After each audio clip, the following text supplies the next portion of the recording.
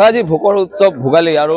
পুৱাৰ পৰাই দেখা গৈছে ৰাজ্যৰ বিভিন্ন প্ৰান্তৰ মাছ বজাৰত ভিৰ দেখা গৈছে আৰু সামন্তৰালকে জাগিৰোডৰ যি কেঁচা মাছ ব্যৱসায় সন্থাই দ্বিতীয়বাৰৰ বাবে আয়োজন কৰিছে মাছৰ মেলাত দেখা গৈছে ব্যাপক ভিৰ মূল বিজনেছ দৃশ্য দেখুৱাই আছে পুৱাৰ ভাগতে লগে ভাগে এসাঁজ খোৱাৰ বাবে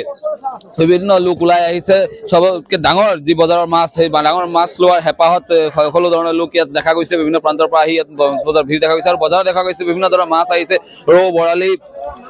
চিতল ভকুৱা আদি বিভিন্ন ধৰণৰ মাছ বিভিন্ন প্ৰান্তৰ পৰা ইয়াত বজাৰত পাইছেহি আৰু তাৰ লোৱাৰ বাবে যি ৰাইজৰ হেঁপাহ এই হেঁপাহ দেখা গৈছে প্ৰথমে এজন গ্ৰাহক দেখিছো মাছ লৈছে তেওঁৰ পৰা জানিব বিচাৰিম দাদা কি মাছ ললে মোৰ হাতত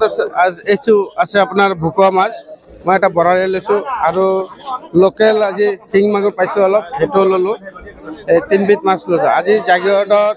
কেঁচা মাছ ব্যৱসায়িক সংস্থাই যেটো আপোনাৰ সুলভ মূল্যৰ এটা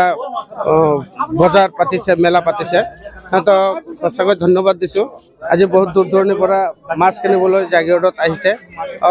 সঁচাকৈ কম দামতে পাইছে মাছবিলাক আৰু ডাঙৰ ডাঙৰ মাছো পাইছে হয় নিশ্চয়কে তেওঁ কৈছে ইতিমধ্যে এখন ভকুৱা লৈছে বৰালি লৈছে আৰু যেহেতু দাম মূল্যৰ বৃদ্ধি যথেষ্ট হৈ থাকে কিন্তু এই বজাৰত সুলভ মূল্য দিয়াৰ বাবে তেওঁলোকে চেষ্টা কৰিছে আমাৰ লগত আৰু দাদা কি ক'ব আজি পুৱাৰ ভাগতে আহিছে মাছ পুৱাৰ ভাগতে আহিলোঁ মাছ কিনিবৰ কাৰণে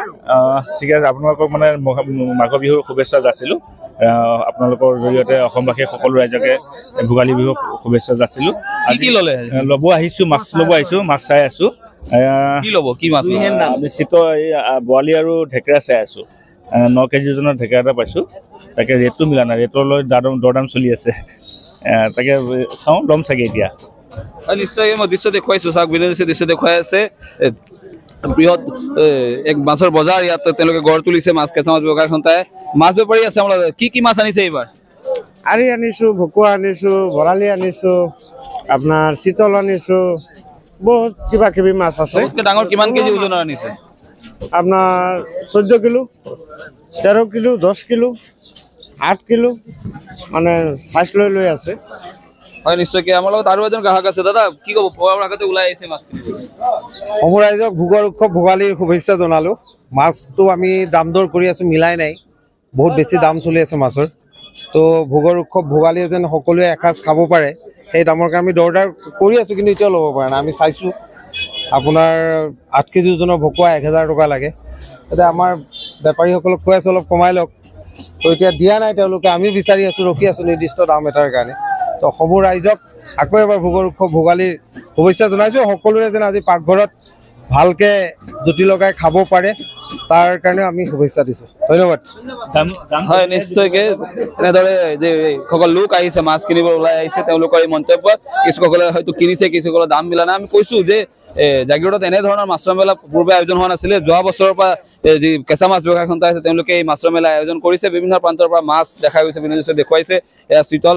ভৰি পৰিছে জাগিৰোডৰ যি মাছৰ মেলাৰ বজাৰ দেখুৱাই আছে বিভিন্ন প্ৰান্ত আমি কৈছোঁ যে আজি যেহেতু উৰুকাৰ নিশা লগে ভাগে পৰিয়ালৰ সৈতে এসাঁজ খাবলৈ সকলোৰে হেঁপাহ থাকে হেঁপাহ পূৰাবলৈ আজি পুৱাৰ ভাগতে ৰাজ্যৰ বিভিন্ন প্ৰান্তৰ মাছ বজাৰত যি ভিৰ দেখা গৈছে এই ভিৰ সামন্তৰালকে জাগিৰোডতো এই মাছৰ বজাৰ দেখা গৈছে আৰু বিভিন্ন প্ৰান্তৰ পৰা যি মাছ আহি ইয়াত বজাৰত পাইছেহি দাদা এজন আহিছে আমি কথা দাদা ক'ৰ পৰা কি ক'ব ক'ৰ পৰা আহিছে মই ইয়াৰে পৰা আহিছোঁ এই মাছ ল'ব আহিছে চাব আহিছোঁ ল'ম পাৰিছে তাকে কি ল'ব বুলি ভাবি আহিছে বিহু বুলি এতিয়া আৰু কি ল'ব আৰিকে লোৱা যাব চিতলৰ আৰিকে হয় নিশ্চয়কৈ তেনেধৰণৰ গ্ৰাহক আহি আছে বিভিন্ন ধৰণৰ গ্ৰাহক আহি আছে তেওঁলোকে মনৰ হেঁপাহ তেওঁলোকে ভাবি আহিছে কি মাছ ল'ম দাদা এজন আছে দাদা কি ক'ব আজি উৰুকা এই মাছৰ বজাৰ মেলা আয়োজন কৰিছে কি ক'ব